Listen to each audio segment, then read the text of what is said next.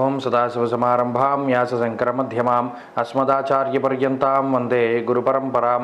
జ్యోతిషశాస్త్రాన్ని భావితరాల వారికి ప్రసాదించిన ఋషుల యొక్క పాదపద్మాలకి నమస్కారం చేసుకుంటూ, అలాగే నాకు ఈ జ్యోతిష విద్యను నేర్పిన గురువర్యులు జ్యోతిష బ్రహ్మ కీర్తిశేషులు శ్రీ ఈరంకి సూర్యనారాయణమూర్తి గారు, సూర్య శ్రీ దైవజ్ఞ గారి యొక్క పాదపద్మాలకి నమస్కారం చేసుకుంటూ, ఓం శ్రీ మహాగణాధిపతి నమః, శ్రీ గురుభ్యో నమః, హరి ఓం. వీక్షకులందరికీ నమస్కారం. మే నెల 12వ తారీఖు లగాయితూ మే 18వ తారీఖు శనివారం వరకు ఉండేటువంటి గ్రహగతుల ఆధారంగా ద్వాదశ రాశుల వారికి ఈ వారం ఏ విధమైనటువంటి శుభాశుభ ఫలితాలు కలగబోతున్నాయో ఈ కార్యక్రమం ద్వారా తెలుసుకుందాం. అందులో భాగంగా ఈ వారం ఉండేటువంటి గ్రహగతులను గమనిద్దాం. ఈ వారంలో 14వ తారీఖున రవిగ్రహం యొక్క మార్పు వృషభ రాశిలోకి జరుగుతూ ఉన్నది. రవిగురులు వృషభ రాశి యందు సంచారం చేస్తూ ఉండగా మేషరాశి యందు శుక్రబుధులు, అలాగే మీనరాశి యందు కుజరాహువుల యొక్క సంచారం ఉన్నది. కుంభరాశి యందు శనేశ్వరుడు, కన్యాకేతువు సంచారంలో ఉన్నారు.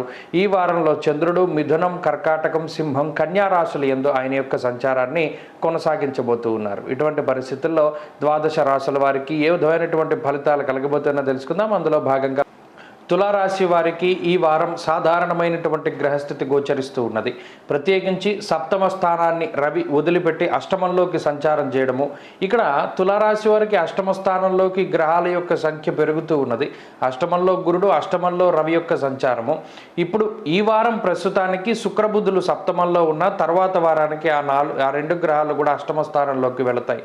ఆ తదుపరి చంద్రుడితో కలుపుకుని 5 గ్రహాలు అష్టమ స్థానంలో ఉంటాయి. కాబట్టి కొంత ఈ అష్టమంలోకి పెరిగేటువంటి గ్రహాల పట్ల చాలా జాగ్రత్తగా ఉండాలి. అనగా ఏమవుతుంది అనగా ఆకస్మికమైనటువంటి నిర్ణయాలు, అప్పటికప్పుడు తీసుకునేటువంటి ఫాస్ట్ డెసిషన్స్ ఏవైతే ఉంటాయో వాటి వల్ల ఈ రాశి వారు భవిష్యత్తులో ఇబ్బంది పడడానికి అవకాశం ఉంటుంది. ప్రత్యేకించి ఈ వారంలో ఉండేటువంటి పరిస్థితులు ఏవైతే ఉన్నాయో దుర్దోష శత్రు సంవాద చోర అగ్ని నృప భీతిశ్చ అనేటువంటిది శాస్త్రంలో చెప్పినటువంటి మాట. ఆరోగ్యమే ప్రధానంగా ఇబ్బంది పెడుతూ ఉంటుంది. ఏదో ఒక రకమైనటువంటి సమస్య, కాళ్ళలో ముళ్ళు దిగడమో, లేకపోతే గ్యాస్ట్రిక్ సమస్య రావడమో, నడుం నొప్పో, కాళ్ళ నొప్పో, మోకాళ్ళ నొప్పో, లేదా ఏదో ఒక రకమైనటువంటి చిన్నపాటి సమస్య. ఆ చిన్నపాటి సమస్యలైనా సరే అవి దినచర్యల్లో మార్పులు తీసుకొచ్చేస్తాయి. అనగా సమయానుకూలంగా మిమ్మల్ని పనులు చేసుకొనివ్వకుండా అవన్నీ కూడా వాయిదా వేసుకునేటువంటి పనులు, ఎవరి మీదైనా సరే ఆధారపడేటటువంటి విధంగా ఈ గ్రహస్థితి మిమ్మల్ని ప్రోత్సహిస్తూ ఉంటుంది. అయితే షష్ఠ స్థానంలో రాహుకుజులు ఉన్నంత వరకు కూడా మీ అంతట మీరే ఈ సమస్యలన్నింటినీ కూడా అధిగమించగలుగుతారు. ఈ వారంలో కూడా అదే పరిస్థితి జరుగుతుంది.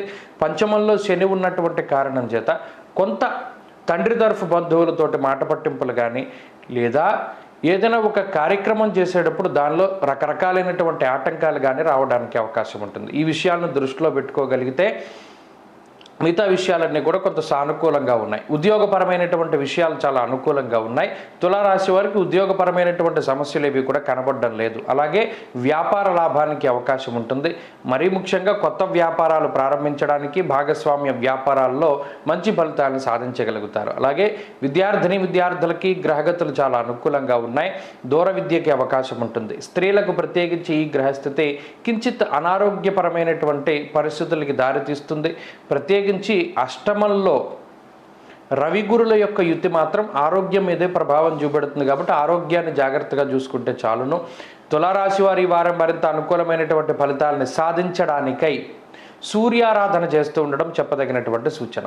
ఆదిత్య హృదయ స్తోత్ర పారాయణం మంచి ఫలితాన్ని ఇస్తుంది. ఈ వారంలో కలిసి వచ్చేటువంటి రోజు మంగళవారంగా చెప్పవచ్చును. అదృష్ట సంఖ్య 2, అదృష్ట వర్ణము లేత ఎరుపు రంగు. తదుపరి వృశ్చిక రాశి.